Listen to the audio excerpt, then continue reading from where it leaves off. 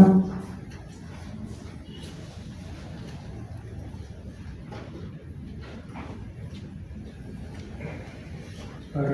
Bapak dan Ibu, saudari-saudaraku yang terkasih, umat Katolik di lingkungan TNI dan Polri yang berbahagia.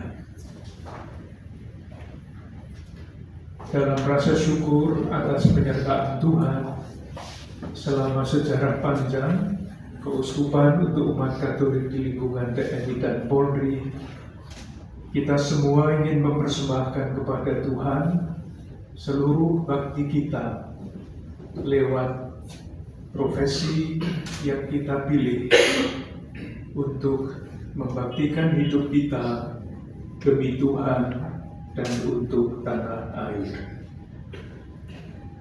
Dalam kesempatan yang baik ini, kita ingat sejarah panjang keuskupan untuk umat Katolik TNI di lingkungan TNI dan Polri ini. Sejarah yang sangat bermakna, bukan hanya bagi umat Katolik, bukan hanya untuk kita semua, tetapi juga untuk tanah air kita. Terima kasih yang setulus-tulusnya kepada para Bapak dan Ibu, saudari-saudara sekalian, yang lewat profesi ini menghadirkan gereja di tengah-tengah di dalam institusi TNI dan Polri, serta lembaga-lembaga dan unit-unit pelayanan yang ada di bawahnya. Saya membayangkan kehadiran itu menuntut banyak pengorbanan. Pengorbanan itulah berbagai macam bentuknya ingin kita persembahkan kepada Tuhan. Kita satukan dengan pengorbanan Kristus yang melaksanakan tugas perutusan yang dipercayakan Bapa kepadanya sampai akhir. Terima kasih kepada keluarga-keluarga yang pasti ikut berkorban ketika Bapak atau Ibu dalam tugas ini ditugaskan kemana-mana. Kadang-kadang tidak mudah, tetapi itulah pengorbanan, dan kita boleh yakin bahwa pengorbanan itulah yang menyuburkan hidup kita, menyuburkan hidup gereja, menyuburkan hidup negara. Tentu untuk itu semua kita membutuhkan inspirasi, bukan sekedar motivasi, bukan sekedar kekuatan fisik. Inspirasi dapat kita timbang dari kutipan-kutipan kitab suci yang kita dengarkan pada hari ini. Mohon maaf kalau saya agak panjang, mungkin nanti kalau bisa agak pendek, nanti dikutus di tengah-tengah. Karena bagi saya inspirasinya sangat menarik dan jarang untuk disampaikan di dalam kesempatan misa. Pada hari-hari ini, kalau mengikuti misa harian, sejak Minggu Yesus dibaptis sampai nanti pada hari Minggu sebelum Rabu Abu, bacaan pertama itu diambil berkelanjutan. Mulai dari kitab pertama Samuel, disusul dengan kitab kedua, disusul dengan kitab Raja-Raja yang pertama dan kedua. Secara singkat, kitab pertama Samuel mulai dengan lahirnya Samuel. Dan kitab kedua Raja-Raja itu berakhir dengan hancurnya kerajaan Israel. Itu bukan Israel yang sekarang, tetapi Israel kitab suci. Perjalanan itu sangat panjang, berliku-liku, dan salah satu yang amat sangat menentukan adalah kutipan yang hari ini kita dengarkan, yaitu ketika Daud sebagai raja yang kedua sesudah Saul, diberi janji. Kata janji ini penting. Diberi janji oleh Tuhan bahwa kerajaannya tidak akan berakhir. Secara sederhana, kerajaannya memang akan lanjut turun-temurun, ganti berganti, tidak selesai. Tetapi ternyata kerajaan itu hancur. Pertanyaannya adalah, apa yang membuat kerajaan itu hancur? Padahal ada janji Tuhan yang seperti itu. Jawabannya ada pada kitab pertemuan pertama Samuel. Nanti kalau sempat membaca, silahkan membaca sendiri-sendiri. Ketika Samuel sebagai hakim terakhir di dalam sejarah Israel sudah tua, umat Allah perjanjian lama sudah masuk ke tanah terjanji, mereka berkembang menjadi bangsa yang besar, maka bangsa itu ingin seorang raja yang memerintah mereka. Samuel itu hakim yang terakhir, lalu akan disusul dengan Saul, raja yang pertama. Kata-kata yang dimintakan, yang disampaikan kepada Samuel berbunyi begini: angkatlah seorang raja atas kami untuk memerintah atas kami, seperti pada bangsa-bangsa lain. Ini kuncinya, frase terakhir ini. Umat Allah perjanjian lama, umat Israel itu dipanggil secara khusus menjadi bangsa terpilih untuk menjadi berbeda, menjadi terang bagi bangsa-bangsa lain. Terang. Tetapi ketika umat ini sampai pada titik kesejahteraan tertentu, mereka lupa akan panggilannya itu sebagai terang bangsa-bangsa, tetapi ingin menjadi seperti bangsa-bangsa lain. Tetapi karena desakan, akhirnya Samuel memberikan kepada umat raja yang pertama, Saul. Begitu terus sesudah itu Daud yang diceritakan tadi. Daud adalah seorang raja yang sangat hebat. Sekarang Israel yang sekarang ini mau mengekspansi kemana-mana itu karena ingin menegakkan kembali kerajaan Daud. Karena belum pernah wilayah besar seperti yang pernah dicapai oleh Daud itu mau direbut kembali oleh Israel yang sekarang ini. Masalahnya mulai ketika Daud mangkat, diganti oleh anaknya yang bernama Salomo, yang dikenal sebagai raja yang sangat bijaksana. Pertanyaan kritis adalah, apakah Salomo itu sungguh-sungguh bijaksana? Jawabannya, rupa-rupanya tidak. Karena ketika dia sudah senior, kerajaannya pecah menjadi dua. Kerajaan Israel sampai Daud diperluas seluas-luasnya, digantikan oleh Salomo. Pada akhir hidupnya kerajaan itu pecah menjadi dua, yang utara namanya kerajaan Israel, yang sebelah selatan namanya kerajaan Yehuda. Kerajaan Israel diperintah oleh macam-macam orang, dan pada tahun 721 kerajaan itu direbut oleh kerajaan Babilonia yang muncul di Timur Tengah. Nah, sekarang di Irak.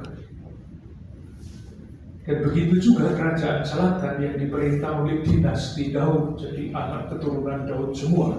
Kalau yang sebelah utara itu ganti-ganti. Ternyata juga hancur, sama.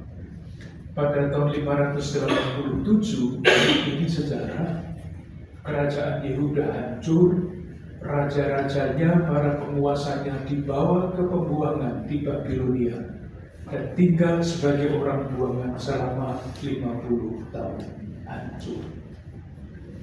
Padahal janji Tuhan kepada Daud, kerajaannya akan kekal sampai selama-lamanya. Nyatanya hancur lebur. Maka pertanyaannya, apa yang membuat kerajaan itu janji Tuhannya tetap, tetapi kerajaannya hancur? Jawabannya itu tadi, karena mereka dipanggil untuk menjadi terang bagi bangsa-bangsa, tetapi di dalam perjalanannya mereka ingin menjadi seperti bangsa-bangsa lain. Kalau kita membaca kitab pertama Raja-Raja dan kitab kedua Raja-Raja, semacam refren di dalam kitab-kitab itu mengenai Raja Yehuda maupun Israel. Bunyinya, raja itu melakukan segala yang jahat di hadapan Tuhan seperti orang tuanya. Dari satu pihak, sejarah janji Allah.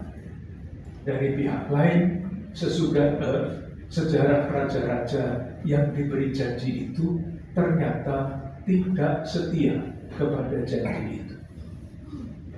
Tetapi rencana Allah tidak akan gagal. Janji Allah tidak akan gagal. Allah setia. Sesudah 50 tahun di pembuangan di bawah kerajaan Babilonia, Persia, muncullah kerajaan baru yang mengalahkan kerajaan Babilonia, yaitu kerajaan Persia dengan rajanya yang bernama Kores, Sirus. Politiknya berbeda. Kalau Babilonia itu menjajah, kerajaan Persia itu membebaskan. Maka orang buangan yang sudah 50 tahun tinggal di pembuangan itu diberi kesempatan untuk pulang ke tanah terjanji. Tidak semua mau pulang. Ada yang sudah menjadi pedagang sukses di situ, ada yang sudah berhasil menjadi bupati di situ, ada yang karena merasa sudah sangat berdosa, Tuhan tidak akan memaafkan dosa besar mereka. Ada sekelompok kecil yang hidup di tengah-tengah pembuangan itu, yang masih setia kepada janji Tuhan. Kalau yang 3 golongan itu tidak mau kembali ke tanah Palestina, ke tanah terjanji, sekelompok orang ini mau pulang ke tanah terjanji untuk membangun kembali kerajaan mereka yang sudah runtuh. Tidak punya apa-apa, yang tersisa adalah, kalau memakai istilah biasa, idealisme. Yang tersisa adalah percaya kepada janji Tuhan yang tidak akan diingkari oleh Tuhan. Namanya kelompok itu sisa Israel. Kalau nanti sejarahnya saya ceritakan lagi terlalu panjang. Dari sisa Israel inilah, kalau diterus-teruskan, lahirlah Yesus yang lahir dari wangsa Daud. Bukan dari Israel yang besar, tetapi dari sisa Israel yang setia kepada janji, mempunyai spiritualitas kesetiaan kepada janji. Yesus, sang keturunan Daud, sang Mesias, anak Allah, penyelamat dunia itu lahir.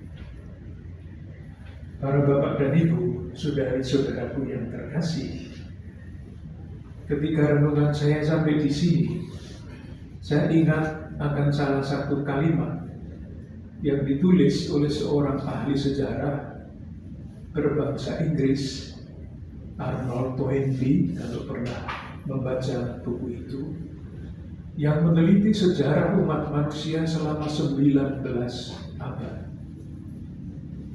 Kita semua pasti bisa membayangkan perjalanan sejarah umat manusia 19 abad itu naik turun, berhasil kandas. Dari penelitian selama 19 tahun itu, Arnold Toynbee mengambil kesimpulan ini. Yang menyelamatkan umat manusia dari kehancuran total adalah, yang menggunakan istilah ini, minoritas kreatif. Minoritas kreatif ini adalah sekumpulan pribadi-pribadi yang dalam keadaan apapun tidak pernah kehilangan idealisme. Seperti sisa Israel, dalam keadaan seperti apapun tidak pernah melupakan janji Tuhan. Minoritas kreatif ini seringkali disebut dengan istilah lain komunitas kontras yang memperjuangkan, merawat dan mengembangkan nilai-nilai kemanusiaan dan keimanan tentu saja yang dapat membuat orang bertahan di dalam keadaan sesulit apapun. Namanya minoritas, jadi pasti kecil jumlahnya. Bukan arus zaman yang sangat besar yang akan menyelamatkan kita dari kehancuran peradaban manusia, tetapi minoritas kreatif, pribadi-pribadi, sekelompok pribadi yang selalu mempunyai cita-cita, yang selalu mempunyai harapan, yang terus memperjuangkan kemanusiaan, kebenaran di dalam situasi apapun. Saya yakin bahwa kita semua yang termasuk di dalam komunitas umat Katolik di lingkungan TNI dan Polri ini memilih profesi sebagai anggota TNI dan Polri dengan idealisme. Idealisme atau motivasi kemanusiaan itu diperkaya oleh inspirasi iman kita. Dan kita semua sebagai komunitas yang tidak besar, tetapi jumlah ternyata di dalam sejarah umat manusia tidak sangat menentukan. Yang menentukan adalah nilai, yang menentukan adalah tekad untuk terus merawat dan mengembangkan idealisme. Dan kalau kita membahasakannya dengan bahasa iman, dengan janji Tuhan, bahwa Allah yang telah memulai karya yang baik akan menyelesaikannya pula. Dan kita semua dipanggil untuk terus mengembangkan komunitas minoritas kreatif ini. Moga-moga dengan demikian kita bisa membaktikan hidup kita untuk Tuhan dan untuk tanah air. Dengan harapan dan keyakinan ini, marilah kita lanjutkan ibadah kita.